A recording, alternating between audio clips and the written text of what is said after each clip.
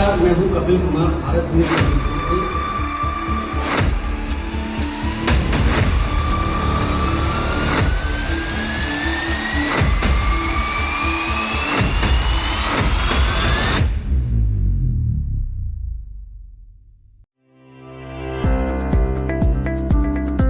पहला सवाल, गुरुकुल कोचिंग के बारे में जानकारी।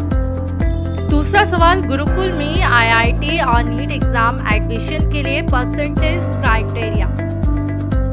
तीसरा सवाल है, आगरा और आसपास के जो क्षेत्र हैं, आगरा, इटावा, मैनपुरी, फिरोजाबाद के गुरुकुल में एडमिशन के लिए कोई स्कॉलरशिप व्यवस्था है, क्योंकि कोर्सेज फीस बहुत महंगी होती है। चौथा सवाल है, ऑनलाइन क्लासेस की कोई व्यवस्था रखी गई है। और पांचवा सवाल, कितनी बार नीट और आईआईटी इंट्रेंस एग्जाम निकाला जाता है। नमस्कार, मैं हूं कपिल कुमार, भारत न्यूज़ से। मैं हूं आज आगरा के ध्रुव कृपा इंस्टीट्यूट के फाउंडर मिस्टर राजेश जी के साथ, जो कि आज इनके इंस्टीट्यूट का इनॉग्रेशन हुआ है। इनसे आज जानते हैं इंस्टीट्यूट के बारे में जानकारी। बताइए सर, आज आपके इंस्टीट्यूट का इनॉग्रेशन है, आप क्या कहना चाहेंगे? जी सर, आज यही मैसेज देना चाह रहा हूँ कि हम राजस्थान सीकर से आए हैं और जो फ्रेगरेंस है वहाँ से लेके आए हैं, जो मेहनत का कमिटमेंट है वहाँ से लेके आए हैं। मैं उम्मीद कर रहा हूँ कि वो कमिटमेंट हम यहाँ आगरा के या आसपास आगरा पूरे जनपद के एरिया के बच्चों को दिखला पाएँ, उनको सिखला पाएँ कि कैसे मेहनत करके कैसे अपने रिजल्ट को कंफर्म किया जाता है। हम 2007 से 18 ईयर्स हमारे कंप्लीट हो गया, 19th ईयर में हम एफर्ट कर रहे हैं। 2007 से हम लगातार बच्चों को मेडिकल और इंजीनियरिंग प्रवेश परीक्षाओं के लिए तैयारी करवा रहे हैं। नीट और जेईई एग्ज़ाम्स के लिए हम तैयार कर रहे हैं। हम नन्हे मुन्ने बच्चों को सपने देखना सिखलाते हैं और हम उन नन्हे मुन्ने बच्चों को मेहनत करके उन सपने को हकीकत में बदलना सिखलाते हैं।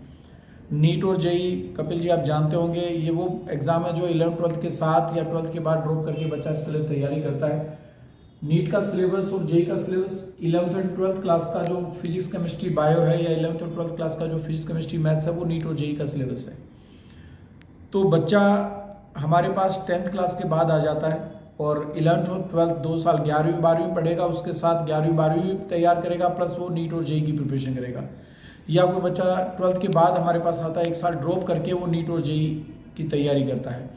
जो बच्चा 11th-12th में मैथ्स लेगा वो हमारे पास जेईई की प्रिपरेशन करेगा, जो 11th-12th में बायो लेगा वो हमारे पास नीट की प्रिपरेशन करेगा।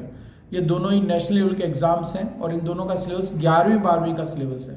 मतलब हमारे पास नीट जेईई की प्रिपरेशन करने वाला बहुत कुछ एक्स्ट्रा नहीं पढ़ना, जस्ट 11th-12th को सीरियसली पढ़ना है, रेगुलरिटी के साथ पढ़ना है, कंसिस्टेंसी के साथ पढ़ना है। सर एक चीज़ पूछना चाहूँगा, जब बच्चा 10th और 12th, जैसा कि आपने बोला कि 10th और 12th के बाद अपनी बेसिक्स की तैयारी में लग जाता है, तो उसमें कुछ परसेंटेज क्राइटेरिया रहता है इसमें तैयारी के लिए, ये जानकारी? नहीं, इसमें परसेंटेज क्राइटेरिया नहीं रहता, इसमें मेहनत का क्राइटेरिया रहता है। इसमें वही बच्चा है जो थोड़ा मेहनत करना चाहता है। सिलेबस मुश्किल नहीं है लेकिन मेहनत करनी रहती है। मतलब हम डेली 5 से 6 घंटे क्लास लगाएंगे, 5 घंटे से 6 घंटे, जिसमें हम 3 क्लासेस उसको 1.5 आवर की 3 क्लासेस उसको दे दी।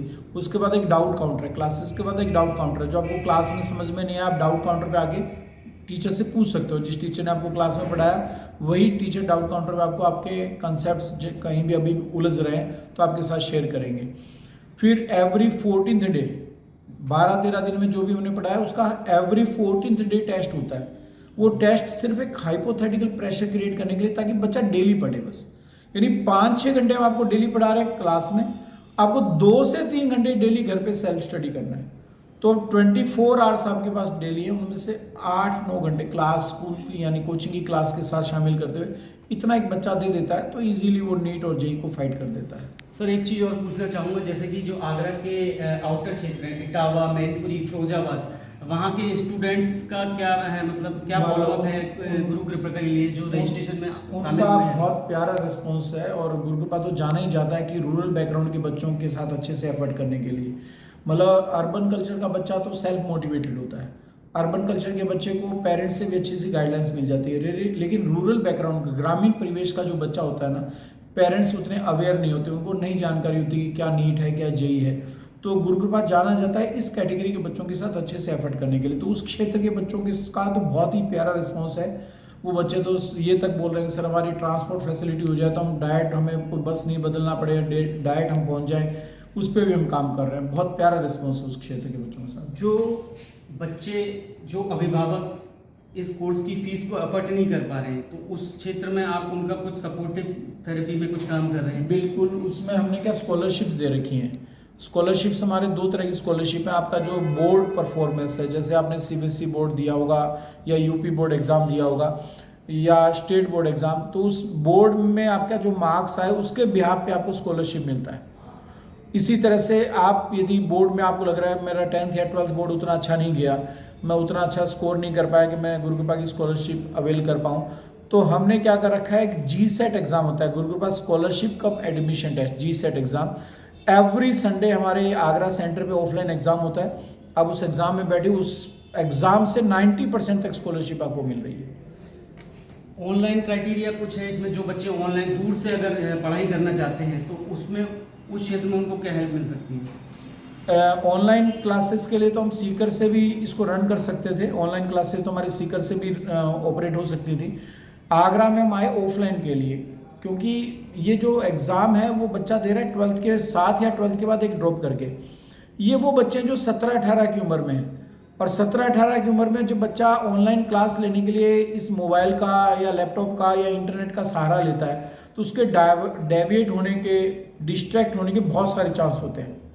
और इस प्लेटफॉर्म पे यानी नीट जेईई की प्रिपरेशन के लिए बच्चों का आपस में इंटरेक्शन बहुत ज़रूरी होता है।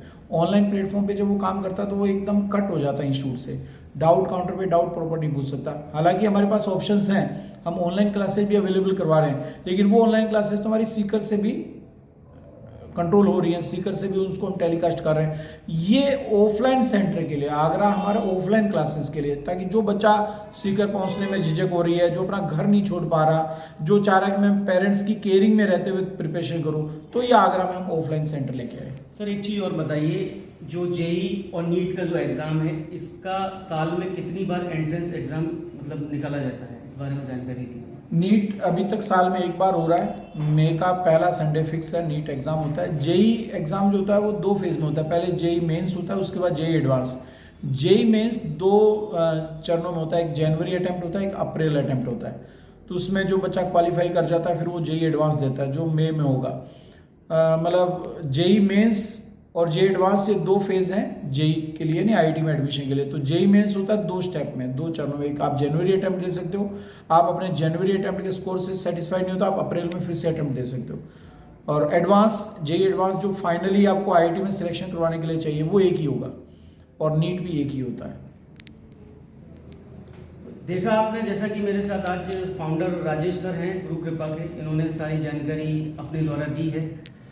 आई होप, मैं उम्मीद करता हूँ आगरा के और इटावा के, मैनपुरी के, फिरोजाबाद के जितने भी छात्र, उनके गार्जियन ये प्रोग्राम देख रहे हैं, मैं रिक्वेस्ट करूँगा उनसे गुरु कृपा इंस्टीट्यूट में आके वो मिलें और अपने बच्चों के भविष्य को संवारें। Thank you so much.